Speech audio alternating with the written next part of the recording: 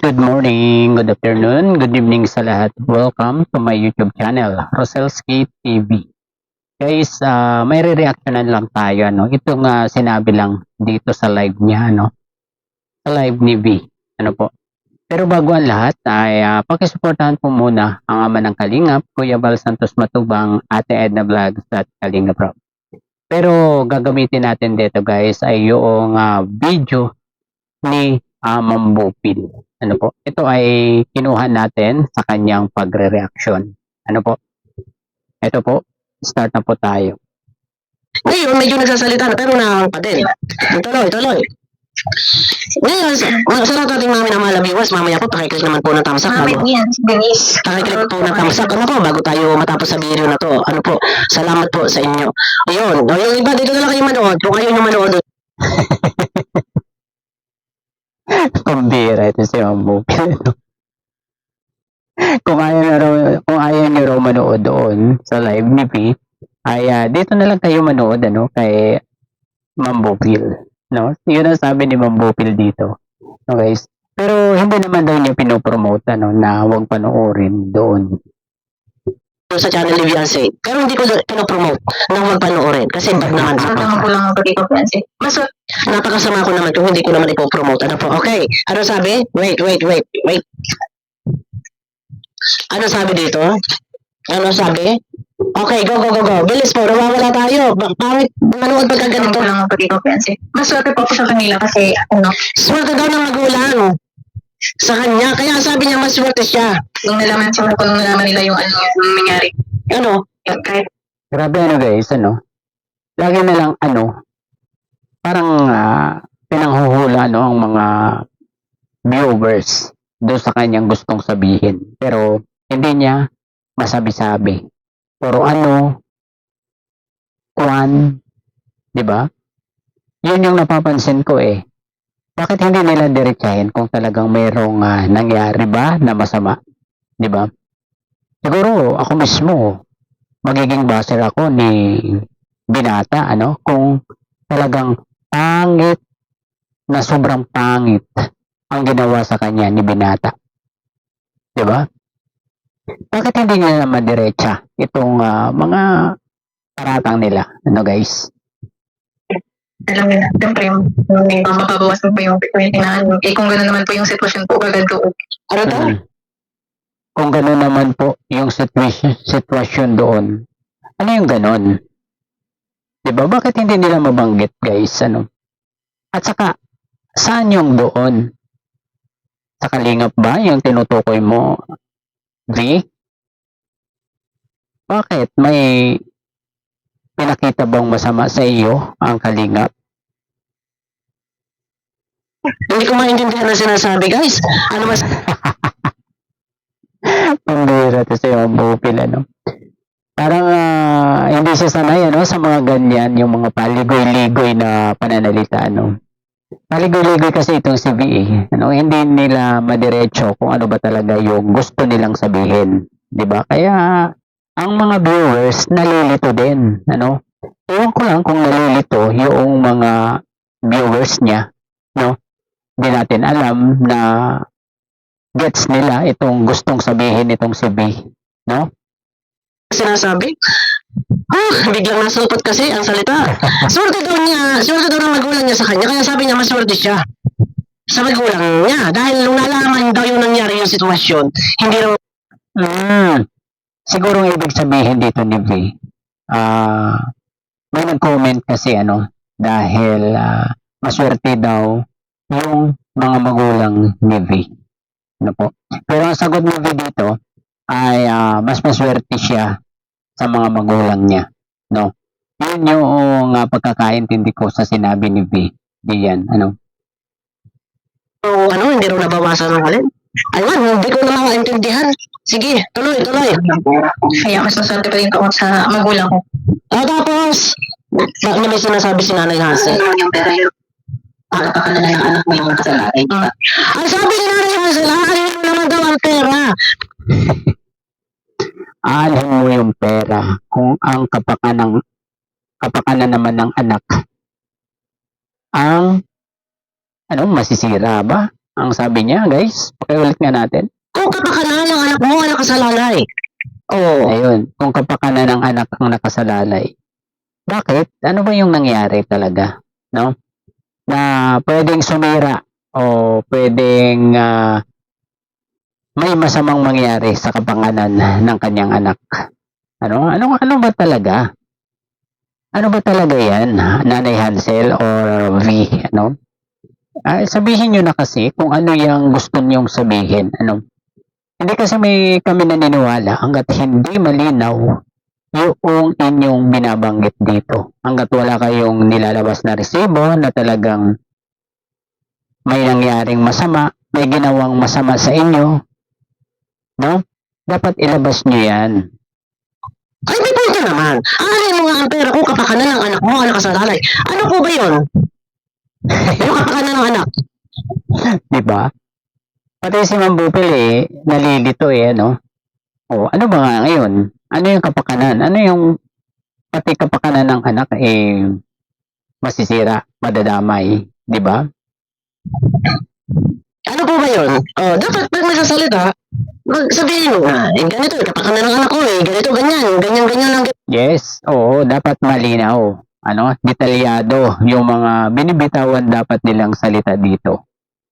Diba? Para maliwanagan na rin naman yung mga viewers. Diba? Na matagal na nagtatanong kung ano ba talaga yung nangyari. Diba? ginawa wala mo kayo sinasabi. Yes. Ayun nga kay King, diyan mo na dinala sa liblib na lugar, wala naman. Nako, mabubuksan na naman ba itong liblib na lugar na ito? Wala nang kasawa-sawa sa liblib na lugar na pinagsasabi na wala namang maipakita kung na ebidensya, no? Kaya sabi may record daw sa barangay. Saan? Saan yung record sa barangay? Hindi nga kayo pumunta. Nung pinatawag kayo ni Kuya Bal doon sa barangay, kung totoong may record yan doon, bakit kayo matatakot? Bakit kayo hindi pumunta doon sa barangay? Diba? Sapat ang pinakikita ng resibo. Oh, di ba? Okay. O tapos ano po, Nanay Hansel, ano po? Ano pa? Sige pa, nawawala kayo. Mahirap ang viewers niyo pag lagi. Mapapaldan kay Irene, Ano daw? Ano daw, pabulong-bulong? Si Nanay Hansel. Saan ba nakapusto Mahirap yung ganyan, guys, dito si Nanay Hansel? Saan ba? Bakit pabulong-bulong? Magsalita. Ano ka, Nanay Hansel? Ang ganda pala ng bahay na ito pala yung Kung kahit na maganda kinabukasan kong family yung pinapaya, mas okay na. Ayun na, guys. Napansin ni Ma'am Bopil, yung siguro yung lights, na kapansin-pansin, sa live ni B, na napakaganda, guys, Siguro naman alam nyo kung sino yung nagpaayos niyan, di ba? Kung ako, guys, hindi ako magla-live dyan. Kanya lumaban. Ano mga maganda kinabukasan kung pamilya mo ang pinapahiya, mas mainam na yung lumaban, yun ba? Minsan kasi biglang bumubulusok biglang dumarating, biglang sumusulpot Tapos ang bilis ang boses Okay, pasensya na po. Paano pinapahiya kaya, yung kanyang pamilya? Diba? Paano? So, dahil doon sa pagkukontent ni Kuya Bal, sasabihin niya, pinapahiya na yung kanyang magulang. So, saan ba galing yung naging topic ni Kuya Bal diyan sa pagkukontent na yan sa nanay ni V? Diba? Sa nanay din niya. Parang sinagot lang ni Kuya Bal yung mga comment ng nanay niya. Diba? Yung pagsagot-sagot niya kay Kuya Bal sa comment section. Diba? Yan lang naman pinagsasagot lang ni Kuya Bal yun ng isa-isa. Diba? Kasi ako sanay ako na pag nag-reaction talagang dire-diretso. Okay. Sabi na Princess Rochelle. Okay. Tapos, ano pabilisan naman natin ito, guys? Okay. Ano daw? Pabulong-bulong si Nanay Hansel. Dapat pakitaan na yung naraling sa Okay. Ano sinasabi? Ano? May sinasabi dito si Nanay Hansel. Sige na. Sabi niya. Sure, mahalin yung pamilya nyo. Sabi ni Tita Ana. Sige na. Tapos, bilisan ko lang. Wala na sa inyo. Biyansot. Biyansot. Ayan, biyansot. Pabulong-bulong Pabulong-bulong. Wait. Hindi ako sanay na Napakinggan ko, nakamove on na raw si Biansot. Ganito guys, pagdut-udot ang salita. Kasi Okay. kailangan na nasasabihan na aning pangkaramihan na nasa tabing dagat pa kayo gusto niyo ng maranasang unaw. Ay, syempre, no, sino man po ba kung ayaw minhawa? Oh, Pero kung sa pang ganda, kubabalakain naman ang ano daw? Anong binabalahura? No guys, may pambabalahura ba na nangyari? Wala namang pambabalahura guys, di ba? Kahit sa mga reaktor, walang pambabalahura sa kanya. Kahit sa mga reaktor ng Kalingap, walang nambalahura sa kanya guys. Baka iba ang definition nila sa pangbabalahura, no? Na hindi siya minura, di ba? Siguro kung minura siya, yun, oo, pambabalahura yun. Pero minsan wala akong nakita na o narinig na nagmura na reaktor ng Kalingap sa kanya or sa kanila. Di ba? Meron ba, guys? Meron ba? Ano sinasabi? Sino ba ganun mga ayaw gumanhawa? Ay kung ganun ba ganun naman nababalahura? Ay sino ba ganun nagbalahura? Nung ba ganun sila ipinutulpo, sila ba ganun binalahura? Nabalahura ba sila? Wala namang nambalahura sa kanila, guys. Di ba? Siguro yung mga puna-puna sa kanila or mga salisalita ng mga reactors o nitong si Kuya Bal, siguro pambabalahura na sa kanila yun, napakababa ng nila sa pambabalahura. 'Di ba? Ang alam ko kasing pambabalahura ay minura ka, pinuntasan ka personally, no? Yung mga below the belt, wala naman guys, 'di ba? Wala namang binitawan ang mga Kalingap reactors or si Kuya Bal na ganyan. 'Di ba? Siguro yung kataas-taasan ng sinabi yung walang utang na loob, yan ganyan. Pero hindi pang babalahura yan guys, hindi pang babalahura. No? Sila ni Kuya Bal? Ay, ang tinatapik lang naman ni Kuya Bal doon, yung patungkol doon sa live niya, na si Nanay Hazel, ay nagpa-comment. Okay. Yun yung totoo. 'Di ba? Yun yung isa-isang sinagot lang ni Kuya Bal yung mga comment nung nanay niya na nakakasakit dito kay Kuya Bal. 'Di ba? Alam nga namang hindi sagutin ni Kuya Bal yan. Vlogger nga ni. 'Di ba? Siyempre, kung ano yung ibabato sa kanya, siyempre sasagutin yan ni Kuya Bal isa-isa para maliwanag. 'Di ba? pamilya niyo, syempre, sino bibitaw sa ganun? Sino ba? Sino raw hindi bibitaw sa ganon? So, yan ba yung dahilan ng pagbitaw mo, Bian? Yan ba talaga? Ano naman ikaw ang pamilya na binabalahura, sino ba naman hindi bibitaw? Dapat sana, inusisa mo muna, ma. Ano ba yung para comment mo doon? Habang nakalive si Kuya Bal. Bakit nagkagano si Kuya Bal? Bakit nagalit? Kasi si Kuya Bal, sira ulo. Para live. Na wala pinagugutan ng kanyang mga reaksyon. Kaya nga, di ba? Magsasalita ba si Kuya Bal ng so, hindi naman gagawa ng kwento itong si Kuya Bal para magsalita ng ganyan dito sa nanay niya. Kung walang pinaghuhugutan itong si Kuya Bal. 'Di ba? Yung mama mo nagsabi. Sabi ng mama mo, yung kwarto mo ay pinagawa ng sponsor. Sponsor ang gumastos. Dahil yung hollow block, ay kinuha doon ni Kuya Bal yung hollow block doon sa kusina. Hindi hollow blocks. Semento, mamupil, pampira naman. Semento, 2 sakong semento, Pero nagsabi daw naman itong sina Boss B ata yung kumuha pero nagsabi daw naman dito kay Nanay Hansel. At ang ayaw lang naman ni Kuya Bal doon ay yung bakit ikinoment pa sa live yung ginawa nung kanyang mga tao na gumawa doon sa kwarto. At saka, saan ba nilagay yung semento na hiniram doon sa kanila? Di ba sa kwarto naman ni Bian? Di ba sa kwarto mo naman, V? O, ayan. Yung pinaglalayban mo, dyan nilagay ni Kuya Bal. So, dapat ba paulit-ulitin yun? Or dapat ba sabihin pa yun sa mga sa live ni Kuya Bal? So, yun. Kaya si Kuya Bal siguro medyo napahiya dyan. Kaya itinapik niya itong mga comment ng nanay mo. Yun. Hindi yun. At saka hindi yun pambabalahura. Nilinaw lang ni Kuya Bal ang nangyari. No? Ay, nagkataon na ako lang. At wala si Kuya Bal nun. Kaya sabi, kunin na muna, gamit na papalitan. O, natural. Ano sa ito pagbabalahura baga? Oh, Wala. Nagtatrabaho po ako noon. ano na yan? For your information po, share ko simple.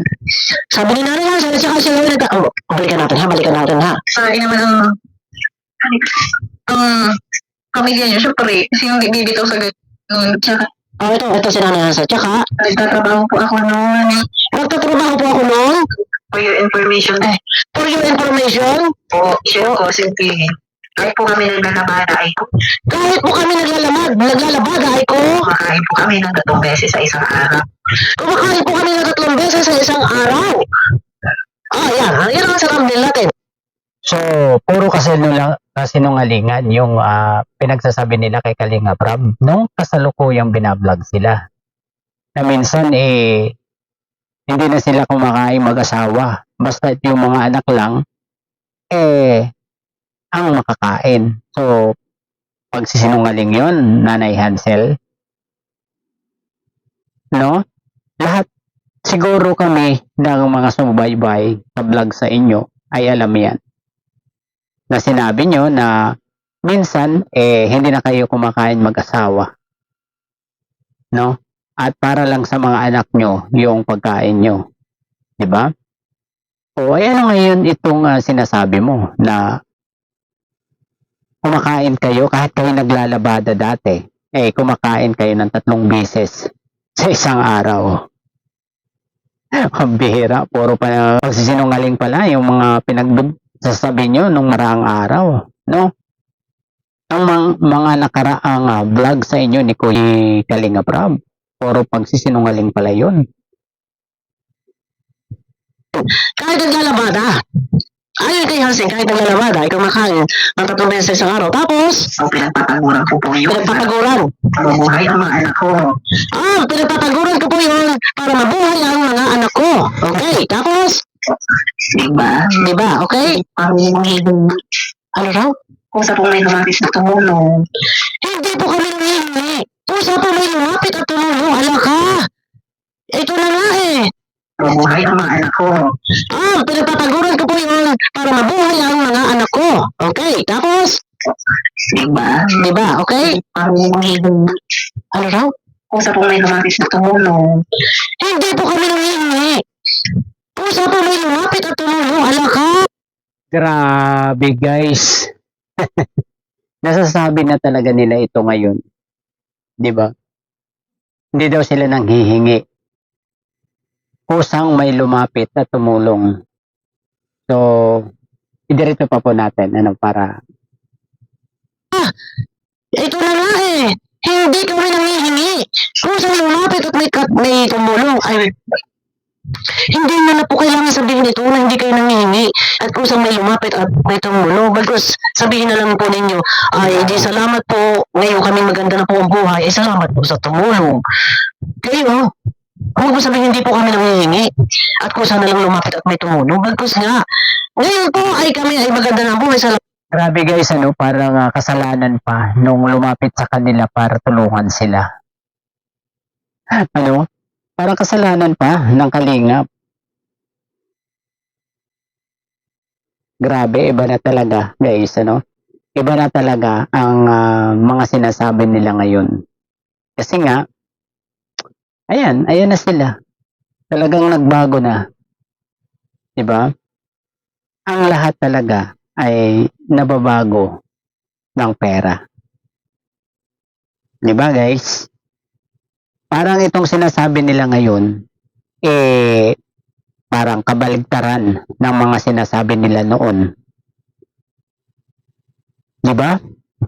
Salamat po sa tumulong. Gayon dapat.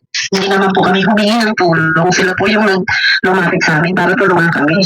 Ala, hindi naman po kami humingi ng tulong. Sila po yung lumapit sa amin para tulungan kami. So, kasalanan pa ito pala ng mga tumulong na kung bakit lumapit pa sa inyo. So, kung ganon, baliwala yung prayer at pinapagpasalamat ni V noon, yung pinagdasal na sana ay matulungan sila, diba?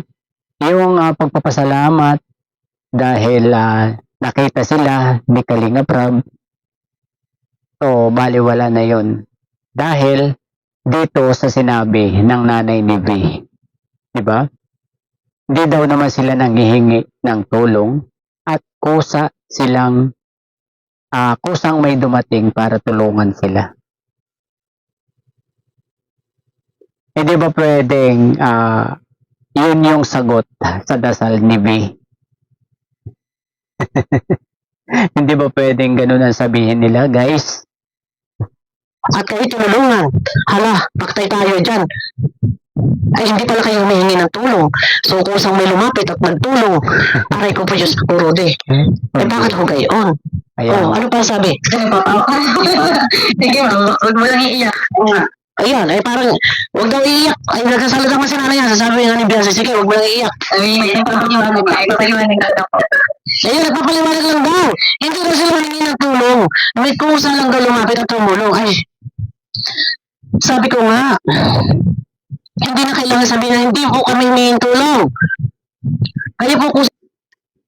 Grabe guys, grabe itong mga sinabi ng Nanay Hansel dito. Guys, ang pagkakaalam nating mga viewers, talagang sinagot ni God ang panalangin nitong si V, Kaya dumating itong sina Kalinga Prab,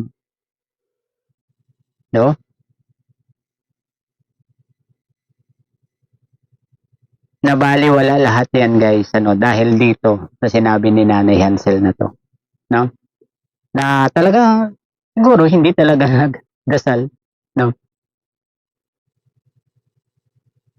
Ayun guys, siguro ay hanggang dito na lamang po, ang ating konting pagre-reaction dito sa mga sinabi, nitong mag-ina sa live stream nila, guys. Ayun. Hanggang sa muli pong pagbablog. Bye-bye. God bless po sa lahat. Bye-bye. Peace.